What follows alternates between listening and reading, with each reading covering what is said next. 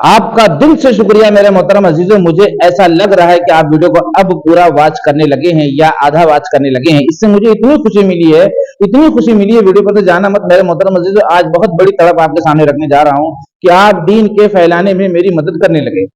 آپ دین کے پھیلانے میں میری مدد کرنے لگے. خدا کے احکام چپے چپے میں ایک ایک انسان تک پہنچانے میں میری مدد کرنے لگے. یہ سوشل میڈیا کا دور ہے. آپ کے واچ کرنے سے کیا ہو جائے گا ہم سوچ نہیں سکتے. میرے محترم عزیزوں میں جانتا ہوں کہ بہت بڑی تعداد علماء کرام کی, بہت بڑی تعداد مفتیان اکرام کی, مولانا طارق جمیل, مفتی طارق مسعود, ڈاکٹر ذاکر نائک, مولانا سعد, میرے محترم عزیزوں مولانا اظہری, بہت بڑی تعداد میں علماء کرام انتھک محنت کر رہے ہیں, لیکن اس کے باوجود بھی فرض کفایہ ادا نہیں ہو رہا ہے. فرض کفایہ ادا نہیں ہو رہا. میں جانتا ہوں میں ایک معمولی انسان ہوں, مجھے کون دیکھے گا, میری ویڈیو کون پورا واچ کرے گا, اور میری ویڈیو کے پورا واچ کرنے سے بہت سے لوگوں کے ذہنوں میں یہ بات بیٹھی ہوگی کہ کیا فائدہ ان سے پہنچے گا. نہیں میرے دوستو, آج سے اپنے دل کے اندر سے بات نکالنی ہے. بہت بڑی تعداد میں لوگوں کا کمنٹ آیا کہ ہم یہ نہیں جانتے تھے, میرے محترم عزیزو, اگر فرض کفایہ کے پورا کرنے میں ایک شخص بڑھ رہا ہے تو فرض کفایہ کے پورا کرنے میں تھوڑا سا تو ہم آگے جائیں گے.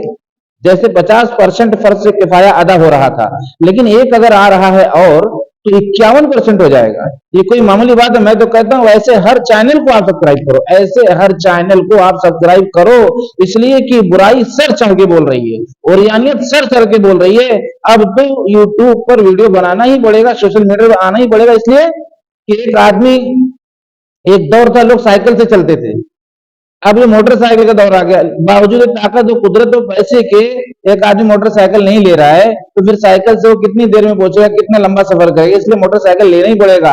اس لیے اب ہمیں سوشل میڈیا پر آنا ہی پڑے گا.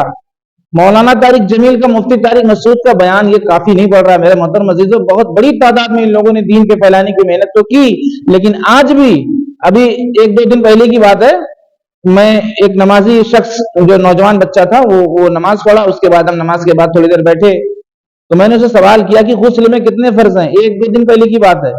بولے غسل میں فرض تو یعنی اس کو نہیں معلوم تھا. پہلے تو بولا 4, اس کے بعد اس کو ناک کی نرم ہڈی تک پانی پہنچانا یہ نہیں پتا, اور بھی بہت سے مسائل یعنی غسل کے اس کو نہیں معلوم تھے. یہ حال ہے. آپ اپنے اگل بغل میں پوچھ کے تو دیکھو میرے محترم عزیزوں, پوچھ کے تو دیکھو. اور چلتے چلتے میں بتا بھی دیتا ہوں کہ غسل میں 3 فرض ہے, اس لیے کہ میں فکر اور طلب ظاہر کرتا ہوں اور مسائل بتا نہیں پاتا. غسل میں 3 فرض ہے. منہ بھر کے کلی کرنا. آپ سوچ رہے ہیں کہ میں تو یہ جانتا ہوں.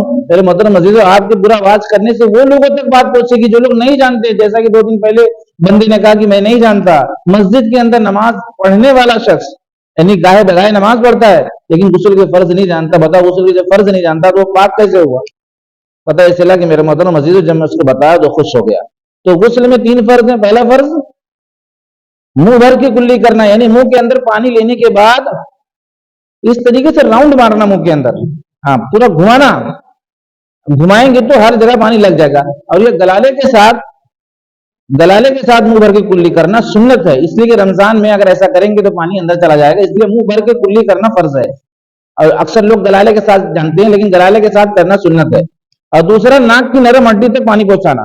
یہ جو ہڈی ہے نا, یہ اس کے بعد کیسا یہ یہاں پر جو ہڈی کرری ٹائپ کی ہے, وہاں پر اگر آپ ایسے پانی کر کے پہنچا سکتے ہیں تو ٹھیک ہے, نہیں تو یہ انگلی سے اللہ تبارک و تعالیٰ نے دیکھو کتنی مصلحت ہے, اس کو جو ہے کتنا پتلا بنا, اس میں پانی لگائیے اور یہاں ٹچ کریے, پھر پانی لگائیے یہاں ٹچ کریے, یعنی اس ہڈی میں. یہ 2 فرائض ہوئے, ایک منہ بھر کے کلی کرنا, دوسرا ناک کی نرم ہڈی تک پانی پہنچانا, تیسرا بدن پہ اس طرح پانی بہانا کہ بال کے برابر بھی سوکھا نہ رہے. میرے محترم عزیزوں, چھوڑ کر مت جانا. آپ کا تہہ دل سے شکریہ. آپ کو اتنی دعا میری طرف سے ہے کہ اللہ رب العزت آپ کی ہر پریشانی, ہر مصیبت, ہر بلا کو دور کرے.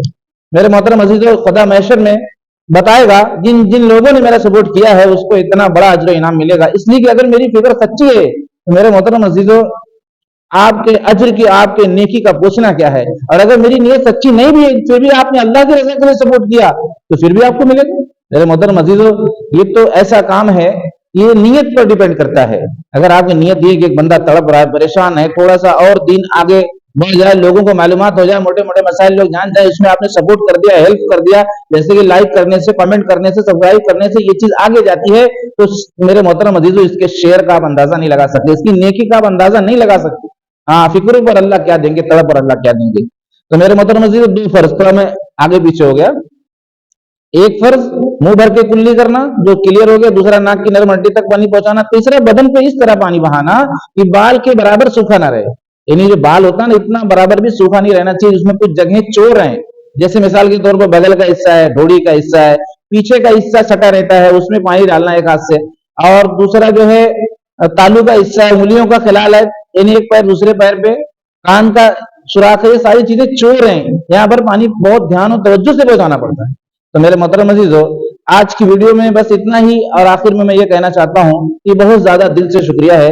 ایسی ایسی دعا نکل رہی ہے دل سے کہ ہو سکتا ہے کہ آپ کے بگڑے سے بگڑے مسائل حل ہو جائیں، ہو سکتا ہے کہ آپ کی روزی روٹی میں بہت بڑی برکت ہو جائے، ہو سکتا ہے کہ آپ بیمار تھے آپ کو شفا ہو جائے، ہو سکتا ہے کہ آپ کے پاس گھر نہیں تھا آپ کے پاس گھر ہو جائے.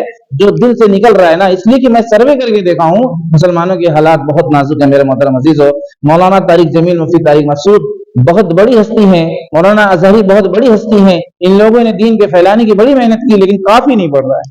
میں آپ سے بھیک مانگ رہا ہوں میرے محترم عزیزو، بہت بڑی تعداد میں ویڈیو کو شیئر کرو اور چینل سے جڑ جاؤ، اس لیے کہ موٹے موٹے مسائل، اگر موٹے موٹے مسائل ہم نہیں سیکھے تو پھر ہمارا کام کیسے بنے گا، ہماری نماز کیسے ہوگی، ہماری زکات کیسے ادا ہوگی. ایک شخص سے میں نے کہہ دیا کہ قربانی کس کے نام ہوتی ہے، بولے میرے نام. بولا کماتا کون ہے، بولے بچہ.